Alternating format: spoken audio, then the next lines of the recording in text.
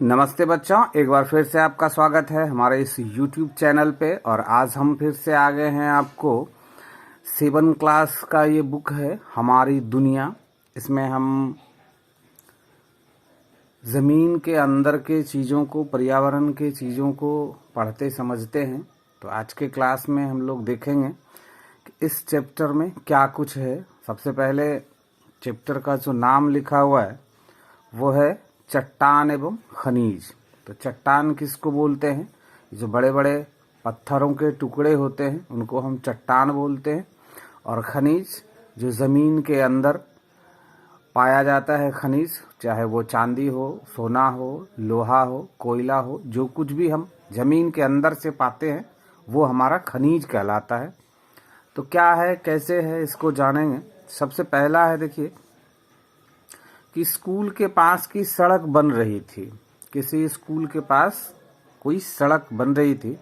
सड़क के किनारे छोटे बड़े पत्थरों के ढेर लगे हुए थे।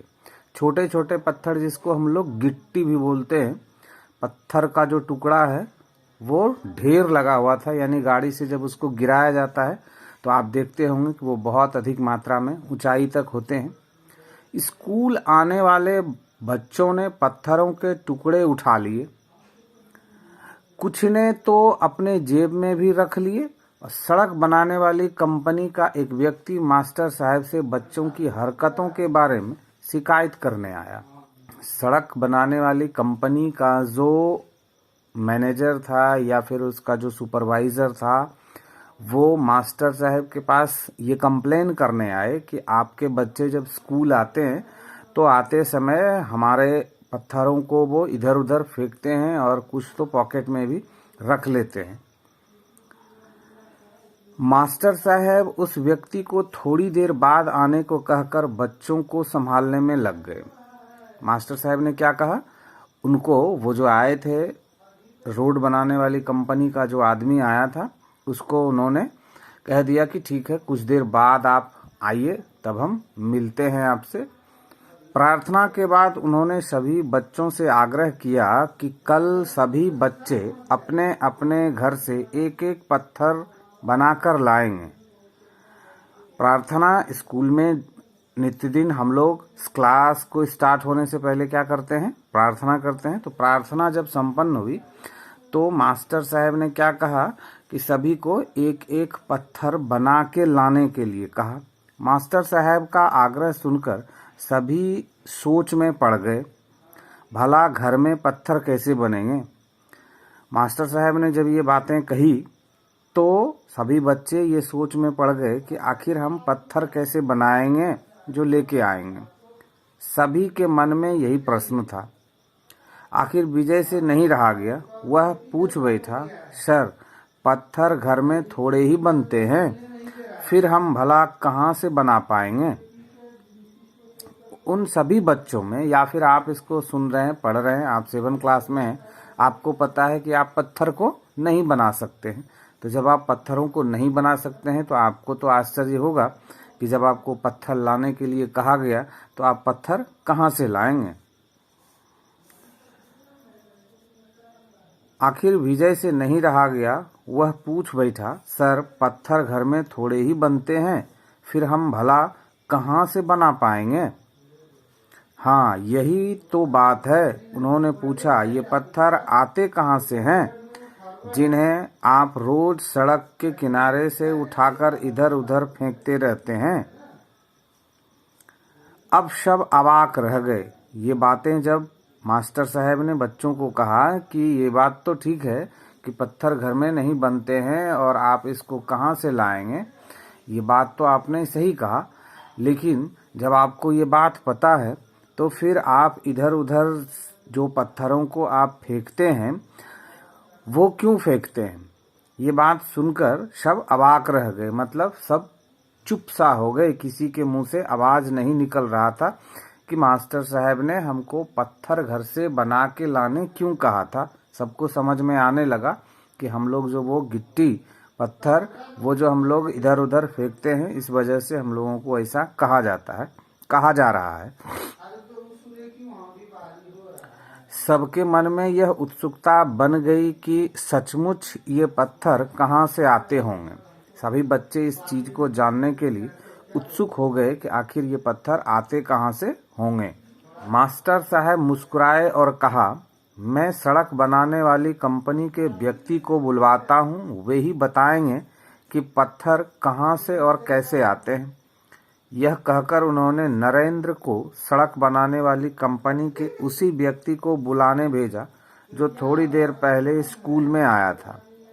मास्टर साहब क्या हुए, वो बच्चों की इस बात को सुन के कि पत्थर घर में नहीं बनते हैं, तो ये जानने के लिए जो बच्चे उत्सुक हुए, तो ये सुन के मास्टर साहब मुस्कुराए और उन्होंने नरेंद्र नाम का प्यून होगा जिसको उन्होंने उसी व्यक्ति को बुलाने भेजा जो व्यक्ति आके मास्टर साहब को शिकायत किए थे। उसके आते ही मास्टर साहब ने सीधा प्रश्न किया, ये पत्थर के टुकड़े आप कहाँ से लाते हैं? मास्टर साहब ने वो सीधा प्रश्न उस कंपनी के उस व्यक्ति से पूछा कि आप ये पत्थर कहाँ से लाते हैं। तब उस आदमी ने बताया, दरअसल ये पत्थर सलेटी रंग के हैं, इन्हें हम करबंदिया से मंगवाते हैं, शेखपुरा से भी ऐसे पत्थर मंगवाते हैं, कभी कभी भूरे रंग के पत्थरों को राजगीर या गया की पहाड़ियों से भी मंगवाते हैं। ऐसे पत्थर झारखंड के पाकुड़ और डोमचांच से भी आते हैं। दरअसल पत्थर अलग अलग किस्म और आकार के होते हैं। ज़रूरत के हिसाब से हम इन पत्थरों को मंगवाते हैं।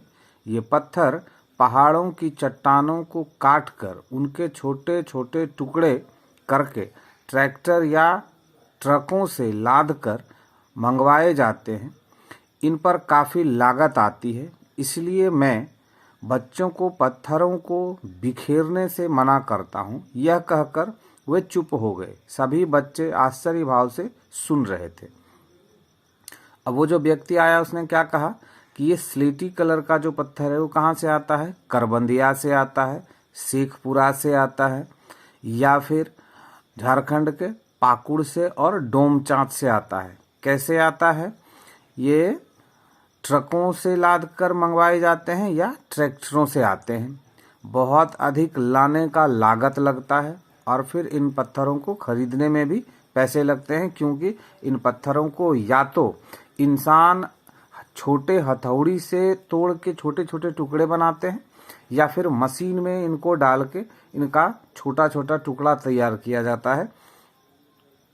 तो इन पत्थरों को खरीदने में भी पैसे लगते हैं और दूर से आने में इनका भाड़ा भी लगता है। तो इस वजह से ये महंगे पत्थर होते हैं। भले वो छोटे छोटे टुकड़े हैं लेकिन वो होते महंगे हैं। धन्यवाद, अब आप जा सकते हैं, ये मास्टर साहब ने उस व्यक्ति को कहा। कहते हुए मास्टर साहब ने उन्हें विदा किया। अब उन्होंने बच्चों को समझाया, सुना आपने, ये पत्थर पहाड़ों के चट्टानों से काटकर निकाले जाते हैं। ये पत्थर भले भूरी सिलेटी रंग के होते हैं। संजीदा पूछ बैठी,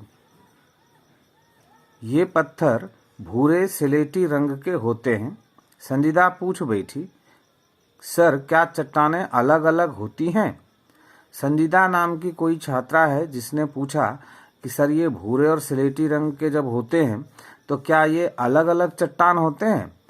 हाँ, शिक्षक ने गंभीरतापूर्वक कहना शुरू किया। क्या कहना शुरू किया कि चट्टानें मुख्यतः 3 प्रकार की होती हैं। कौन कौन होता है? आग्नेय चट्टान, अवसादी चट्टान और रूपांतरित चट्टान। चट्टान तो हैं लेकिन चट्टानों का नामकरण अलग अलग है। नामकरण कैसे है? उनके बनने के तरीके पर उनका नामकरण अलग अलग किया गया है। किस तरह से वो बनते हैं, बनने का जो उनका प्रोसेसिंग है उससे उनका नामकरण किया गया है। सबसे पहला क्या है? आग्नेय चट्टान। दूसरा क्या है? अवसादी चट्टान। और तीसरा क्या है? रूपांतरित चट्टान। आग्नेय चट्टान, अब जानेंगे हम लोग कि आग्नेय चट्टान कैसे बनता है।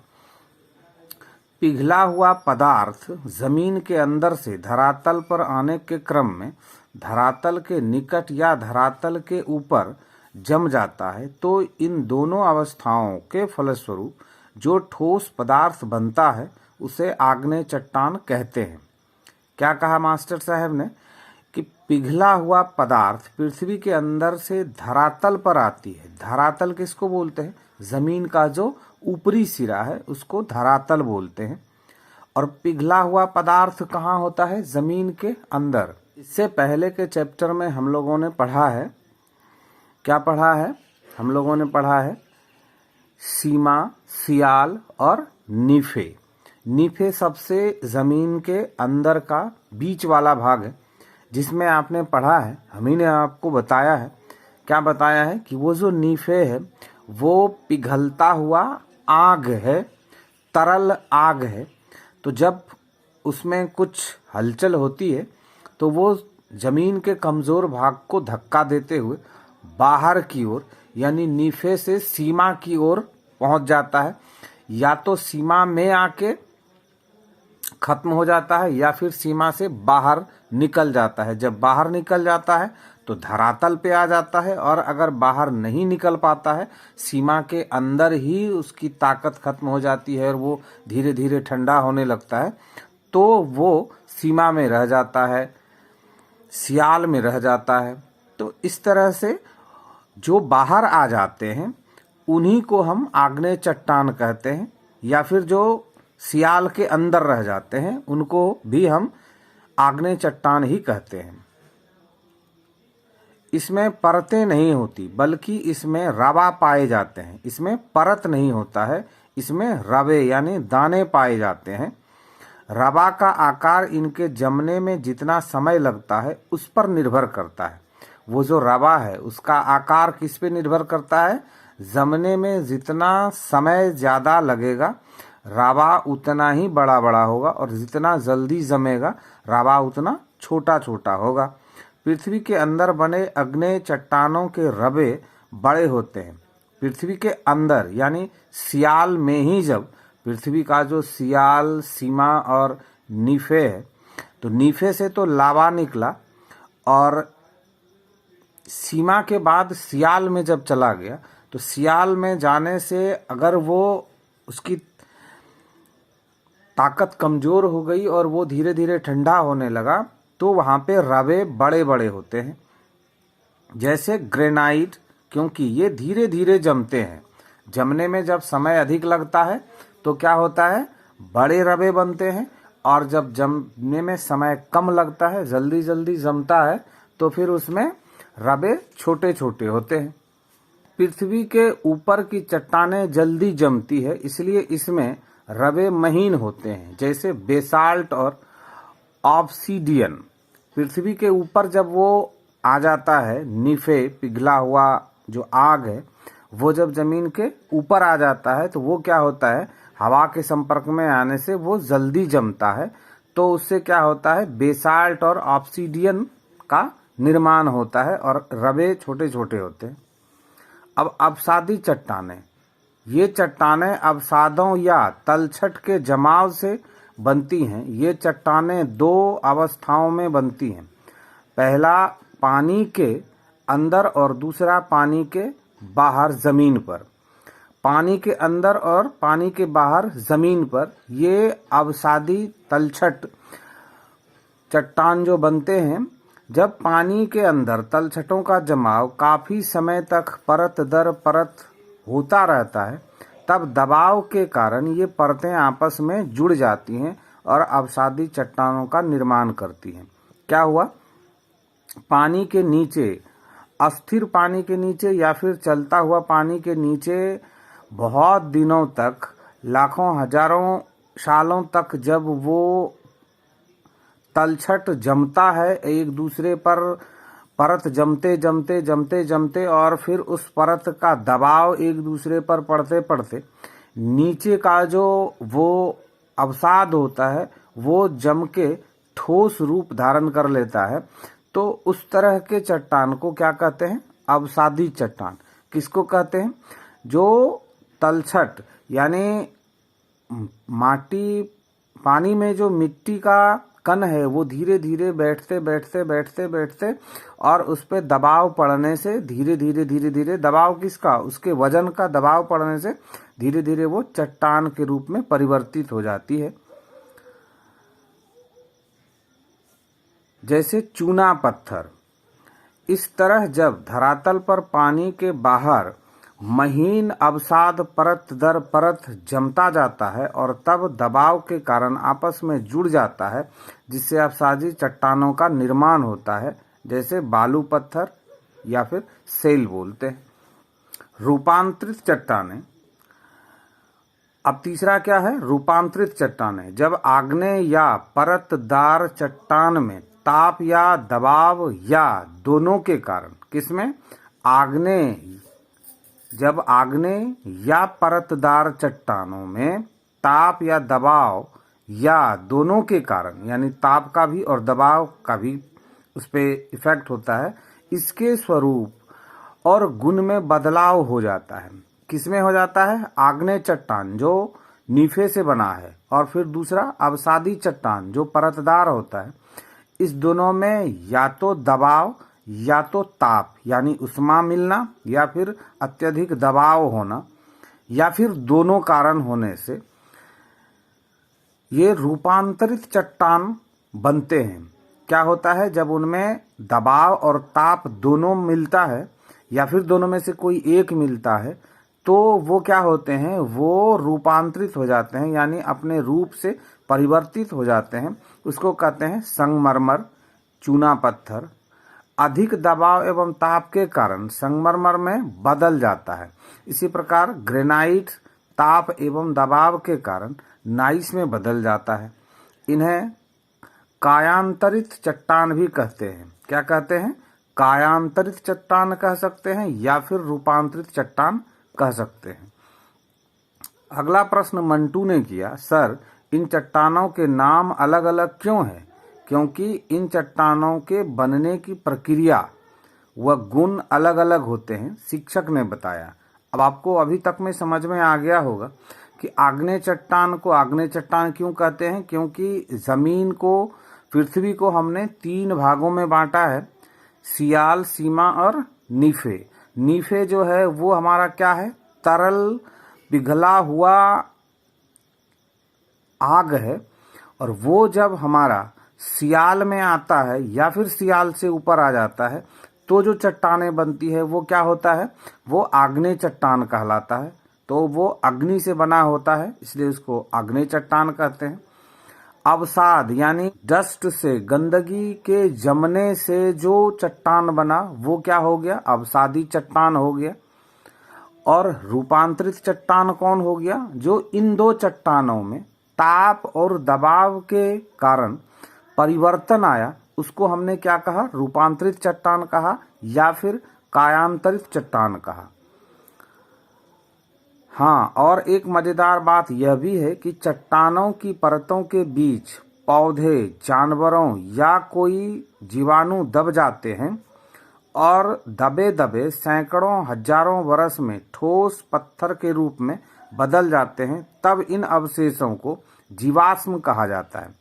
क्या होता है? ये जो रूपांतरित चट्टान होता है या फिर अवसादी चट्टान जो होता है, इस अवसादी चट्टान में हो सकता है कि जमीन, पानी के अंदर पहले मिट्टी जमा और उसमें कोई पेड़ पौधा चला गया या कोई जानवर चला गया, और धीरे धीरे वो भी अवसाद से ढक गया, और ढकते ढकते हजारों साल बाद वो बहुत नीचे चला गया, और उस पे जमीन का बहुत अधिक दबाव पड़ा, और दबाव पड़ते पड़ते पड़ते पड़ते वो अवसाद जो है वो चट्टान के रूप में बदल गया। अब उस चट्टान के अंदर जो वो पेड़ था या फिर कोई जानवर था, वो हजारों साल तक रहने के बाद उसमें वो क्या होता है? जीवाश्म बन जाता है, जीवों का अंश उसमें रह जाता है, तो उसको क्या कहते हैं? जीवाश्म कहते हैं। तब इन अवशेषों को जीवाश्म कहा जाता है। मंजू बीच में बोल पड़ी, सर पटना म्यूजियम में मैंने ऐसा जीवाश्म देखा है जो पेड़ की शक्ल का होता है। तो क्या है?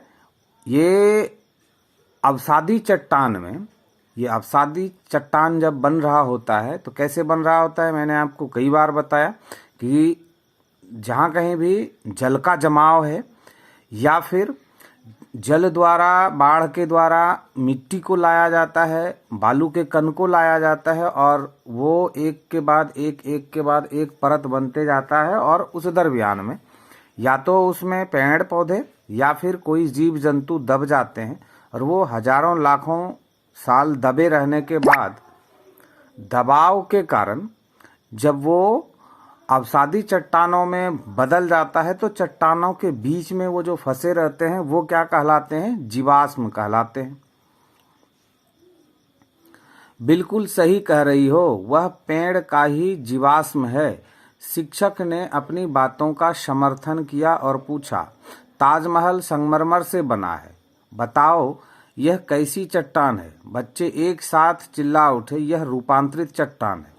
अभी कुछ देर पहले मैंने आपको बताया था कि या तो अवसादी चट्टान या फिर आग्नेय चट्टान, इन दोनों में ताप और दाब, ताप का मतलब होता है हीट यानी अग्नि, और दाब का मतलब होता है दबाव, किसी चीज का वजन का पड़ना। तो या तो ताप या तो दाब या इन दोनों में से किसी एक के कारण जो परिवर्तन होता है इन अवसादी चट्टानों में, उसमें क्या होता है? चूना पत्थर बनता है, संगमरमर बन जाता है। रूपांतरित चट्टान के अंतर्गत ये बदल जाते हैं। कौन बदलते हैं? आग्नेय चट्टान या अवसादी चट्टान, ये बदल जाते हैं किसमें? संगमरमर में। तो ये क्या कहलाते हैं? रूपांतरित चट्टान कहलाते हैं। उन्होंने पुनः पूछा, और हमारे घरों में जो सिलबट्टा का या चक्री है, बच्चे बोल उठे, वह अवसादी चट्टान है। सिलबट्टा मतलब जिस पे हम लोग मसाला पीसते हैं या फिर जिस पत्थर से हम लोग आटा चक्की पीसने का काम करते हैं, वो हमारा क्या होता है? वो अवसादी चट्टानों से बना होता है। यानी मिट्टी बालू के लगातार दबाव से वो क्या होता है? लाखों हजारों सालों दबे रहने के बाद जो वो दबाव के चलते चट्टानों में बदल जाते हैं, उन चट्टानों में छोटे छोटे दाने होते हैं। इस वजह से उसको क्या कहा जाता है? अवसादी चट्टान। तब तो ये चट्टानें हमारे बड़े काम की है ना सर? बच्चे बोले। खनिज, अब खनिज के बारे में कह रहा है, कैसा होता है खनिज? हाँ, इतना ही नहीं, इन्हीं चट्टानों में खनिज पाए जाते हैं। प्रत्येक खनिज का अपना रासायनिक व भौतिक गुण है। ये खनिज हमारे बड़े काम के होते हैं। ये खनिज कहाँ होते हैं? उन्हीं चट्टानों में होते हैं। ये भूगर्भ से ही निकलते हैं और मूल्यवान होते हैं, इसलिए इन्हें रत्न गर्भा कहा जाता है।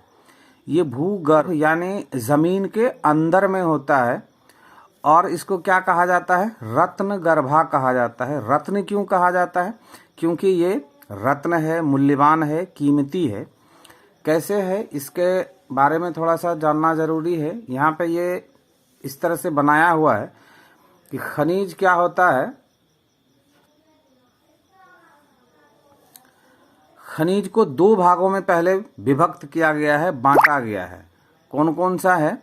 एक है धात्विक और दूसरा है अधात्विक। धात्विक क्या है? लौह युक्त है, और धात्विक में दूसरा क्या है? अलौह। लौह युक्त में क्या है? लोहा है, निकेल है, मैग्नीज है, कोबाल्ट है, टंगस्टन इत्यादि है। और अलौह में क्या है? सीसा है, जस्ता है, सोना, चांदी, टीन, तांबा इत्यादि।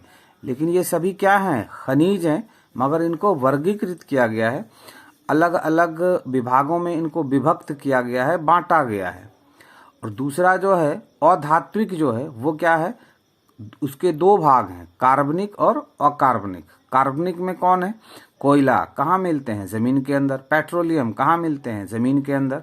अकार्बनिक में अब्रक है और ग्रेफाइट है। सर ये उंगली में पहनी सोने की अंगूठी को दिखाते हुए बोले। सर ने उंगली में पहनी सोने की अंगूठी को दिखाते हुए कहा, सोना भी एक प्रकार का खनिज है। उन्होंने नीलम के पायल की ओर इशारा करते हुए पूछा, बताओ यह पायल कौन से खनिज से बना है? सभी बच्चे एक साथ चिल्ला पड़े, चांदी। तो चांदी, सोना, सीसा, जस्ता, तांबा, मैग्नीज, कोबाल्ट, टंगस्टन, कोयला, पेट्रोलियम, अब्रक, ग्रेनाइट, ये सभी क्या हैं? खनिज हैं। मास्टर साहब ने कहा, शाबाश, अब तो आप समझ गए ना कि खनिज और चट्टानें हमारे कितने काम आते हैं।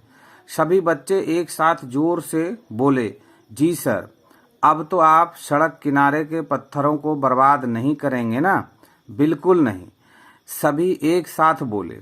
पंकज बोला, सर आज हम लोग बातों ही बातों में चट्टानों और खनिजों के बारे में बहुत कुछ जान गए। सर मुस्कुराते हुए वर्ग के बाहर निकल गए क्योंकि घंटी बज चुकी थी। तो अब आपको समझ में आ गया होगा ये चट्टान और खनिज का कहानी जो आप अभी सुने, ये क्या है, कैसे है। तो आज के इस क्लास को अब यहीं पे द एंड करते हैं। और हमारा रिक्वेस्ट है कि अगर आप इंग्लिश सीखना चाहते हैं या फिर आप 7 क्लास का इंग्लिश पढ़ना चाहते हैं बिहार बोर्ड का, तो हमारा खुद का एक चैनल है AMS स्पोकन गुरु के नाम से। उस पर आप ट्रांसलेशन बनाना और ग्रामर ये दोनों सीख सकते हैं, और फिर इस 7 क्लास का इंग्लिश भी आपको सीखने के लिए मिलेगा।